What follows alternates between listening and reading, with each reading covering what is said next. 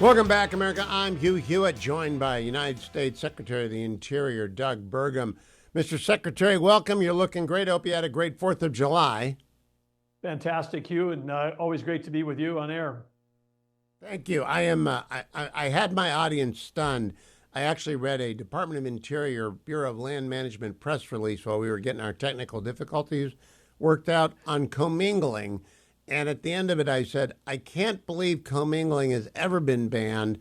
It's banned in law firms, but why did these rules even exist? And I'm glad you got rid of them.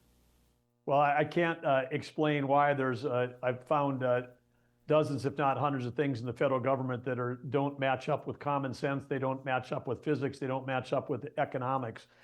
We're trying to get rid of all those. This is one example.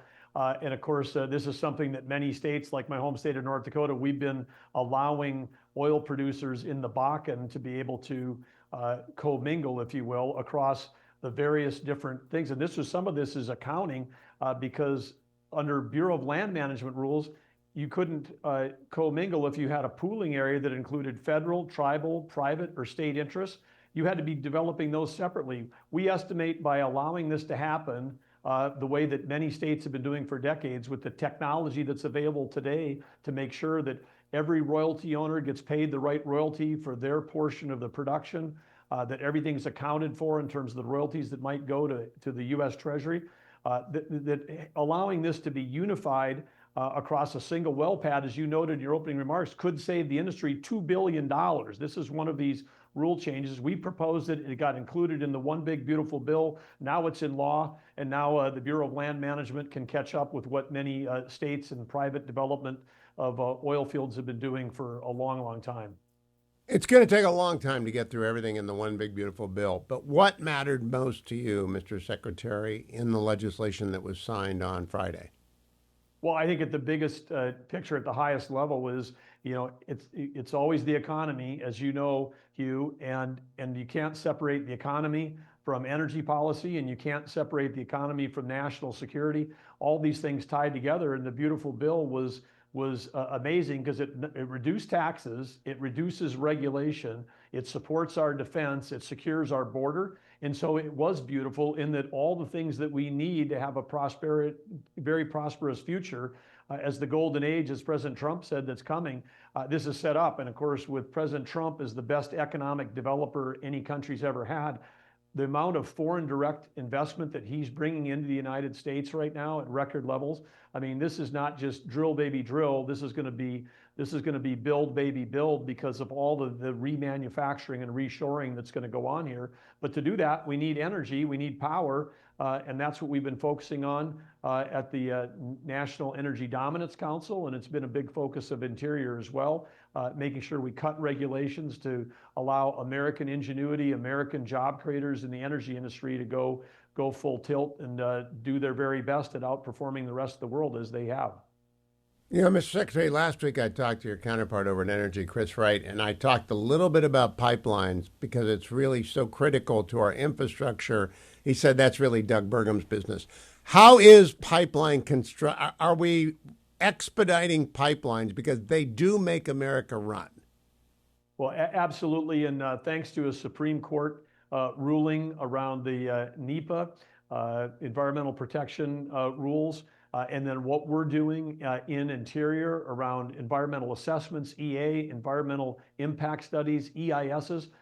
These have been tools that have been weaponized for decades to try to stop many forms of energy.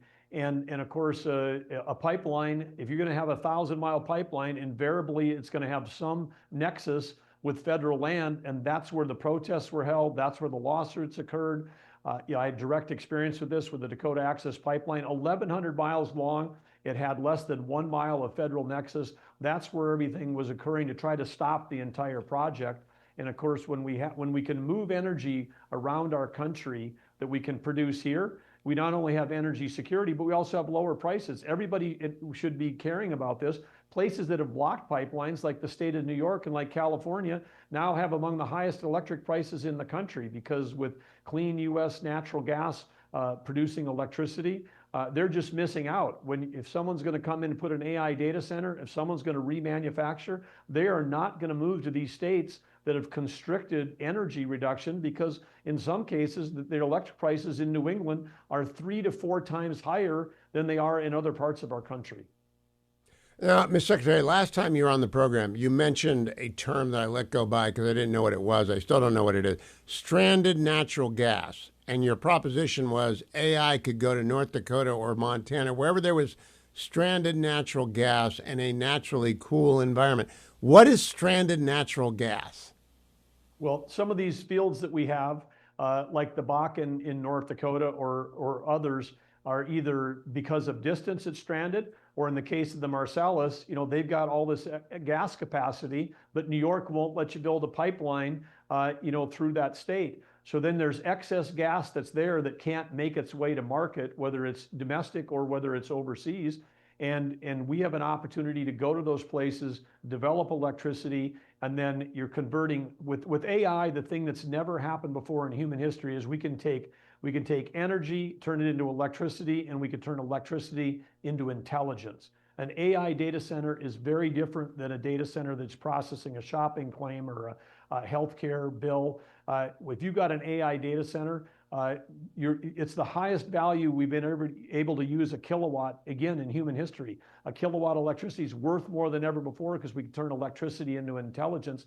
And then now, instead of blocking a pipeline, you can ship that intelligence down a fiber optic cable. And at least so far, Hugh, I haven't seen any protests forming about fiber optic cables being laid in the ground to move information around our country. So it is, and the distance before mattered. Data centers wanted to be close to the Pentagon. They wanted to be close to Wall Street because a millisecond of latency for high-speed trading mattered. But with these large language models, the latency is less of an issue. Access to power is what really matters. And of course, on the international scale, China is building so much electricity right now across all forms.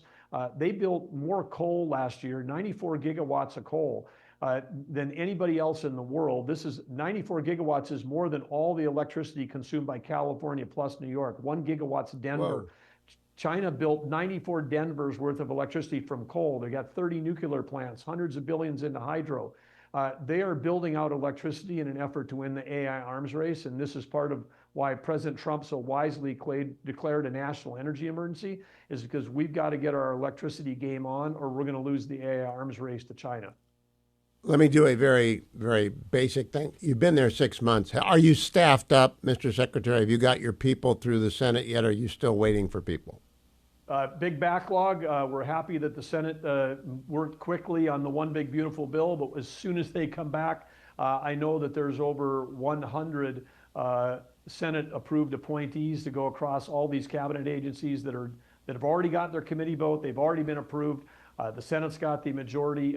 If we can get these folks through that Senate approval process and to work, we're going to be able even to speed up more President Trump's agenda. Mr. Secretary, thank you for joining me. When you come back, next time we're doing endangered species. I said it was on my list. I didn't get to it today. Next time, we're going to talk about cutting back on endangered species. Doug Burgum, Secretary of the Interior, thank you for joining me, Mr. Secretary. I'll be right back, America. Stay tuned.